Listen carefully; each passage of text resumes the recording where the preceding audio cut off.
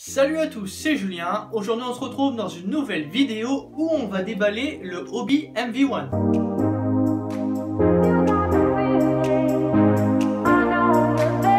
Tout d'abord, je voulais vous souhaiter une très bonne année 2017 puisque c'est en effet la première vidéo que je réalise en 2017, donc tous mes vœux de réussite pour vos projets, etc. Aujourd'hui, on va parler du téléphone, donc c'est un téléphone d'entrée de gamme, donc c'est le Hobby MV1, donc c'est un smartphone qui est peu connu en France. En effet, il est réservé pour les pays émergents, donc tout ce qui est Chine, Brésil, etc. Et j'ai réussi du coup à me procurer ce téléphone grâce à la boutique pour iPhone, donc je vous mettrai le lien dans la description de la vidéo. D'ailleurs, vous avez 5% de réduction sur toute la boutique grâce au code iJulienM. Pour vous faire la petite histoire, cet Hobby MV1 a été présenté au MWC de Barcelone en 2016 et c'est John Sculley qui est à l'origine du téléphone. Donc c'est l'ancien CEO d'Apple entre 83 et 93, donc juste avant Steve Jobs. Il a décidé de fonder sa marque et de reprendre donc des procédés d'Apple, notamment après pour créer sa propre marque et créer son propre téléphone. Ce que l'on va faire, c'est que l'on va tout de suite déballer le téléphone ensemble. On se retrouve donc pour le déballage de ce Hobby MV1, donc avec la marque Hobby qui est écrite sur les côtés de la boîte. Et à l'arrière, on a toutes les spécifications, donc j'y reviendrai un peu plus après.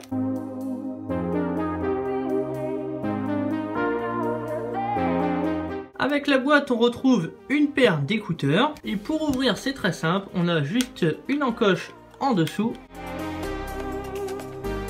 Et enfin, on arrive directement sur le téléphone. On y reviendra juste après.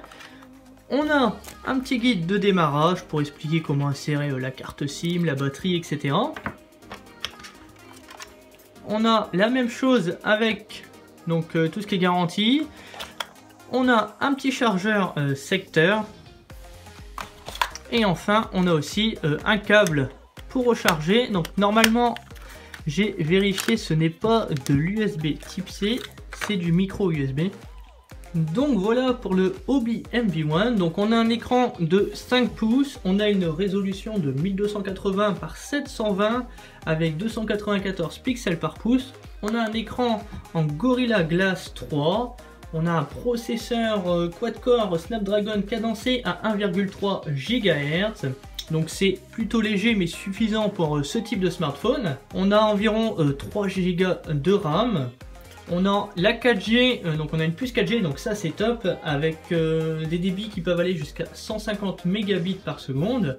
On a une grosse batterie de 2500 mAh, donc il est possible de l'ouvrir, de pouvoir la changer, je pense en mettant un tournevis et en ouvrant derrière, donc je vais pas le faire parce que c'est pas le but.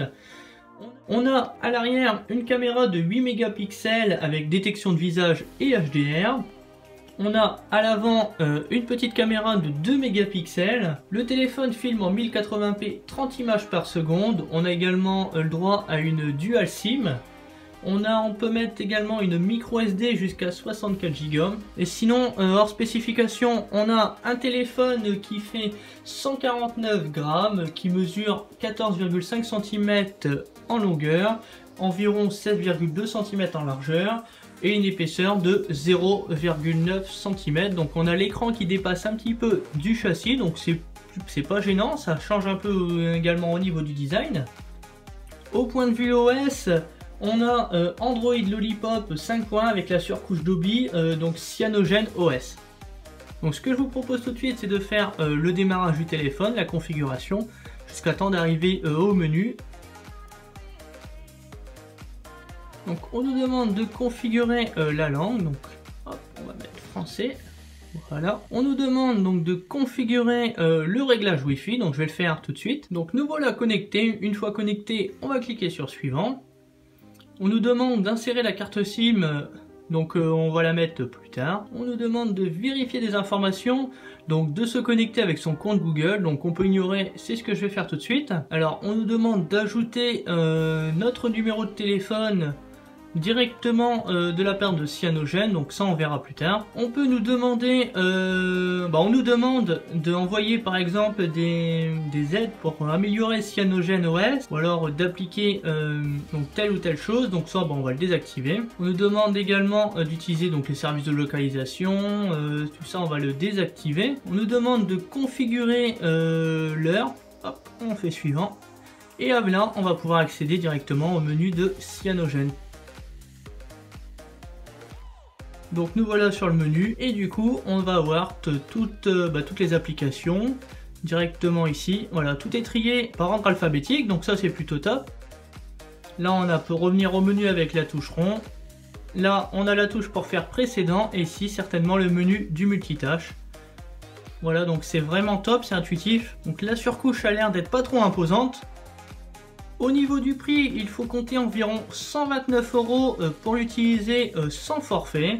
Donc disponible sur la boutique pour iPhone. Donc je vous mettrai le lien dans la description de la vidéo. On arrive à la fin de cette vidéo. J'espère qu'elle vous aura plu.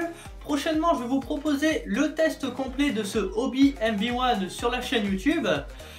Pour le moment, je vous souhaite à tous une bonne journée ou une bonne soirée. N'hésitez pas à lâcher un gros pouce bleu. N'hésitez pas également à partager et commenter la vidéo. Et moi, je vous dis à bientôt. Salut!